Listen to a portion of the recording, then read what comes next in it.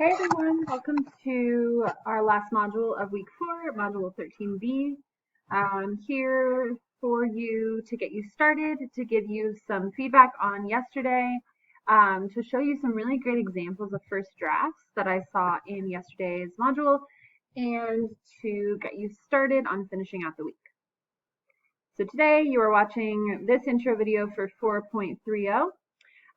You are going to be working on Module 13B, and you are going to, at the end, take a little bit of time to read, to update your IR homework for this week, and then just to make sure you've turned everything in. So you'll know you're finished with week 4 when you turn in all your modules, 11 up through 13B, when you've completed your IR for the week, and when you've submitted all your mastery checks on Edulastic.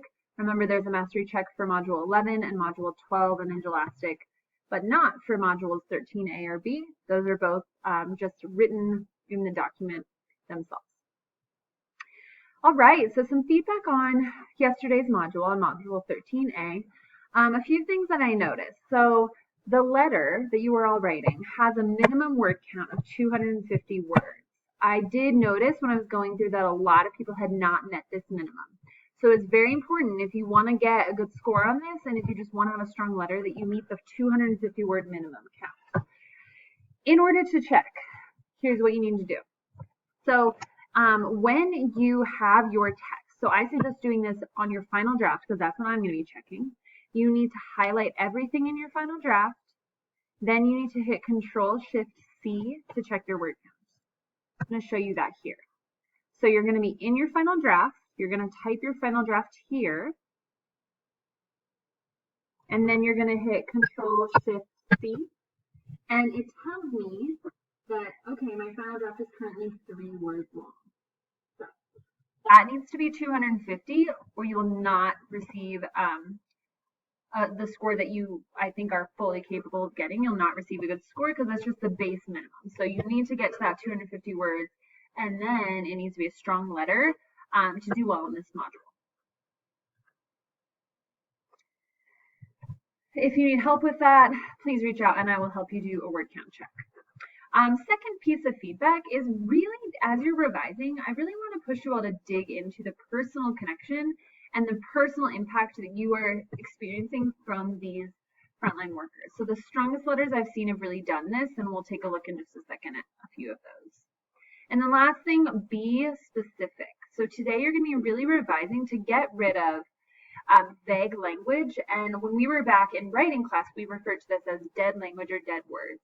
So words like things, some people, stuff, even honestly saying frontline workers, like be more specific. Who are you writing about? Are you writing about medical workers? Are you writing about people that are working in the grocery stores? Like, who are you focusing on? Be as specific as possible.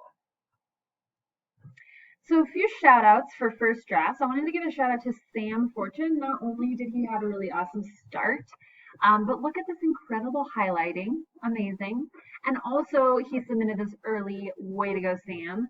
I'm just going to read the first couple sentences for us. So think about specificity. How is Sam being specific? Dear nurses and doctors on the front line during this pandemic. 100 years ago, the Spanish flu ended after 2 years of death and fear. Why did it end? It ended because the world worked together with doctors to battle and suppress the pandemic, and because of them, there have been countless lives spared. The new COVID-19 is yet another pandemic that may kill millions, but will be stopped by the courage shown by the doctors and nurses in today's front line. I'm thanking all the people in the healthcare system because they are the reason that the world is still functioning, and they have already saved close to 1 million lives worldwide during this outbreak alone. As an example of how the healthcare system nurses have made a difference is in the life of a man named Castro. Okay, I'm going to stop there. Few things that are great. I mean, this, like, the historical context is really interesting and spot on, and I think it's like, doesn't feel awkward. It's connected well. There's a clear thank you to the nurses and doctors in the healthcare system. And there's this clear transition into, like, here's a specific person who has been impacted by this based on the reading we've done this week. Super strong. Okay. Second shout outs for Ella. And this is just the start of Ella's letter, but what I thought was really cool here is that personal connection. It's unexpected. It's not what everyone else is writing about, but it's really interesting. So I'm going to just read the first part of this. Dear healthcare workers, ever since I could form memories, I've had ones of my dad telling me about his past. Being an African American male, born in Mississippi during the 50s, he's had a lot to tell. I'm always fascinated when he discusses his time in college in the 70s and how America was rioting about the Vietnam War.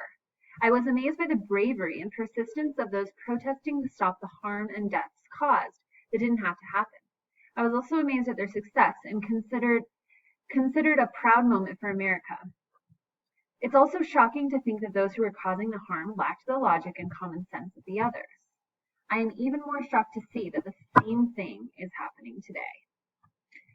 Awesome. I really love this because it's like really personal, and it's not like I wouldn't have made the connection between what was happening during the Vietnam War and what is happening now, but we start to see it come together, and then Ella goes on to explain it really well.